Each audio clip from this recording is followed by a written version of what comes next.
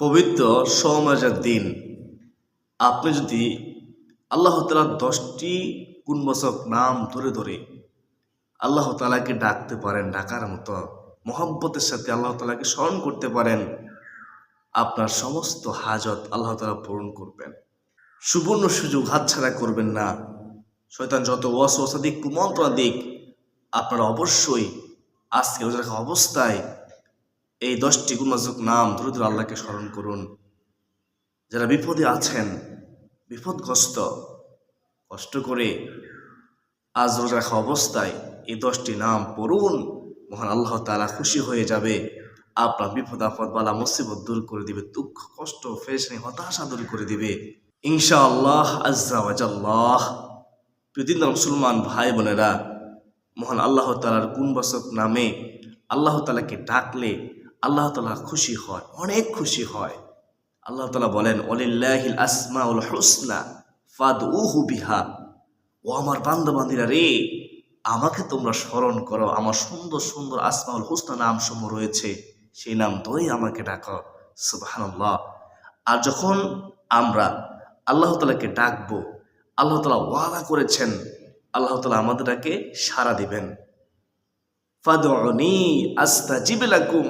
আমার আল্লাহ বলেন, তোমরা আমাকে ডাকো, আমি তোমাদের ডাকে সাড়া দেব। ফাযকুরুনি আযকুরুকুম। মহান আল্লাহ তাআলা বলেন, তোমরা আমাকে স্মরণ করো, আমিও তোমাদেরকে স্মরণ করব। সুবহানাল্লাহ। জিকির যে করবে তার সম্মান আল্লাহ বৃদ্ধি করে দেয়। যখন কোনো বান্দা জিকির করে তখন তার চৌদিকে রহমতের ফেরেশতারা বেষ্টনী রাখে, ওই রহমতের ফেরেশতারা তার জন্য দোয়া করে আল্লাহ তাআলার দরবারে। সুবহানাল্লাহ। ফেরেশতাদের জবান পবিত্র, তাদের দোয়া আল্লাহ তাআলা ফিরিয়ে দেন না। জিকির করুন রোজা রাখা অবস্থায়, আপনার 10টি গুণবাচক নাম পড়ুন, ইনশাআল্লাহ আল্লাহ রাব্বুল আলামিন আপনার দোয়া মনের আশা পূর্ণ করবেন, আপনার সকল সমস্যার সমাধান করে দিবেন। দিনদার মুসলমান ভাই বোনেরা, তো যদি জানতে চান, শিখতে চান কোন 10টি গুণবাচক নাম আপনারা পড়বেন, তাহলে আজকের গুরুত্বপূর্ণ আলোচনাটি শুরু থেকে শেষ পর্যন্ত শুনতে হবে।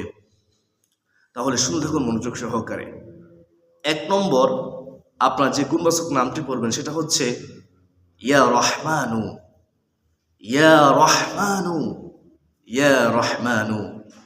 ইয়া রহমানুর সাথে ইয়া আল্লাহ বলবেন, এভাবে বলবেন, ইয়া রহমানু ইয়া আল্লাহ, ইয়া রহমানু ইয়া আল্লাহ, ইয়া রহমানু ইয়া আল্লাহ।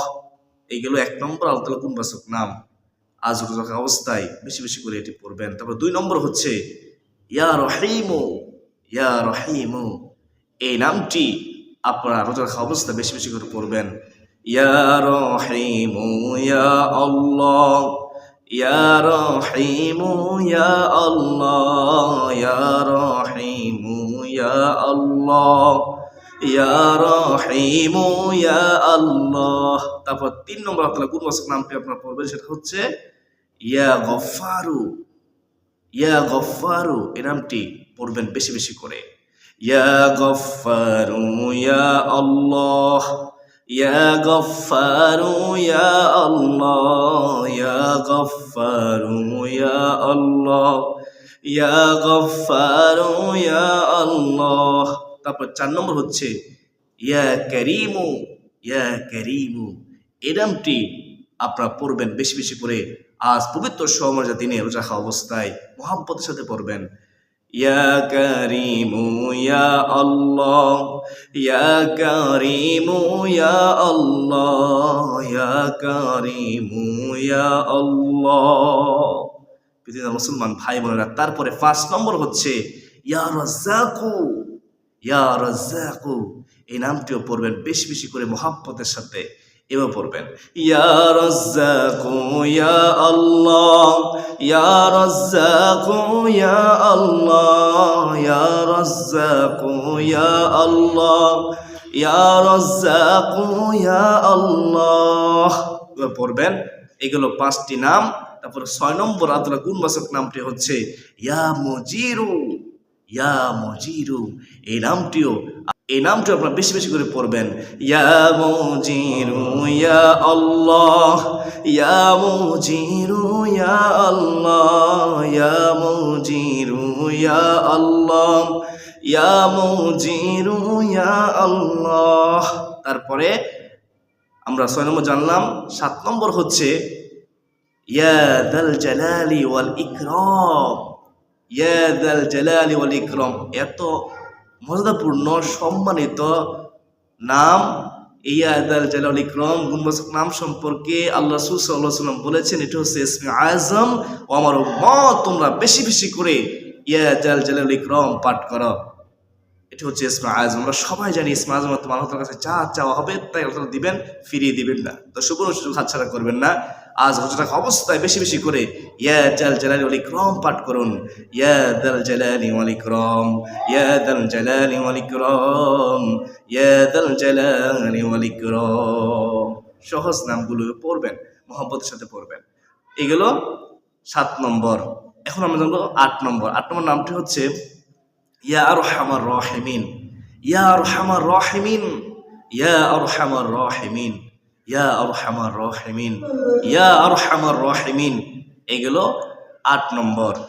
9 নম্বর হচ্ছে ইয়া হাইয়ু, ইয়া হাইয়ু। এই নামটি আজকে রোজা রাখা অবস্থায় বেশি বেশি করে পড়বেন, মহব্বতের সাথে পড়বেন।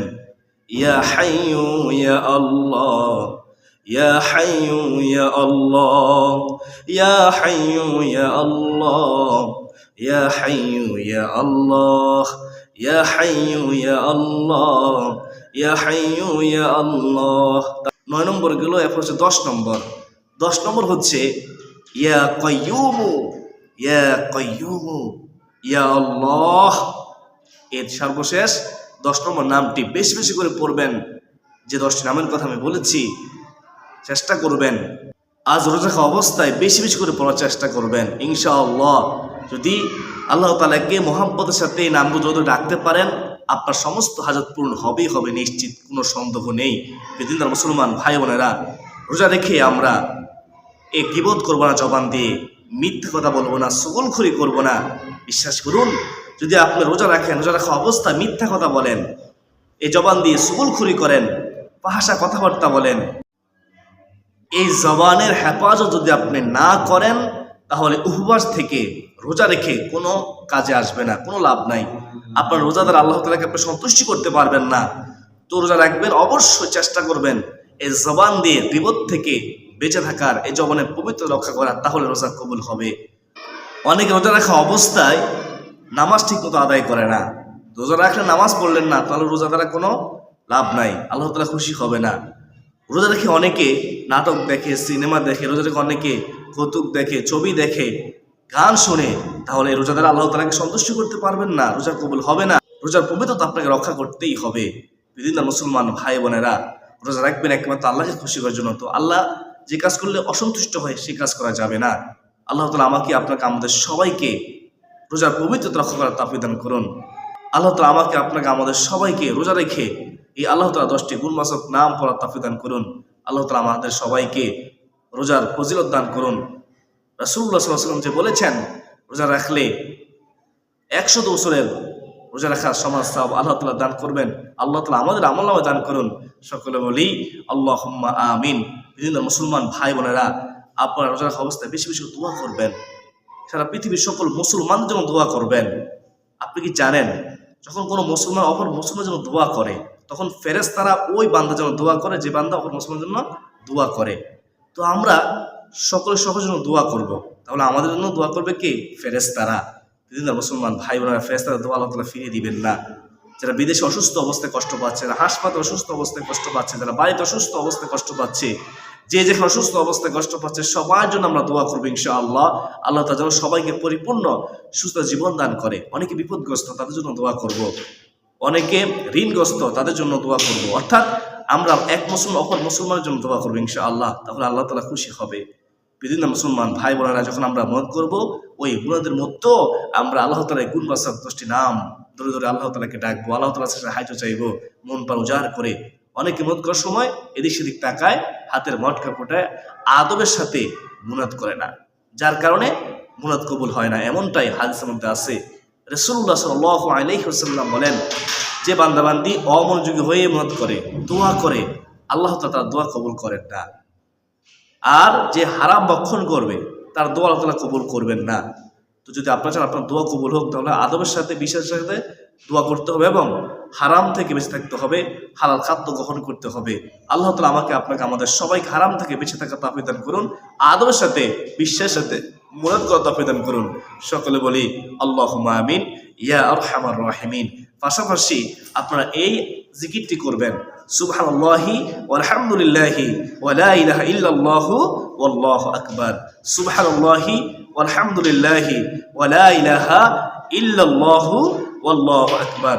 সুবহানাল্লাহি ওয়ালহামদুলিল্লাহি ওয়া লা ইলাহা ইল্লাল্লাহু ওয়াল্লাহু আকবার। সুবহানাল্লাহি ওয়ালহামদুলিল্লাহি ওয়া লা ইলাহা ইল্লাল্লাহু ওয়াল্লাহু আকবার। সকলে বলি আল্লাহুম্মা আমিন ইয়া আরহামার রাহিমিন। নিজে আমল করবেন এবং অপরকে আমল উৎসাহিত করবেন এবং শেয়ার করে সবাইকে যারা সুযোগ করে দিবেন ইনশাআল্লাহ।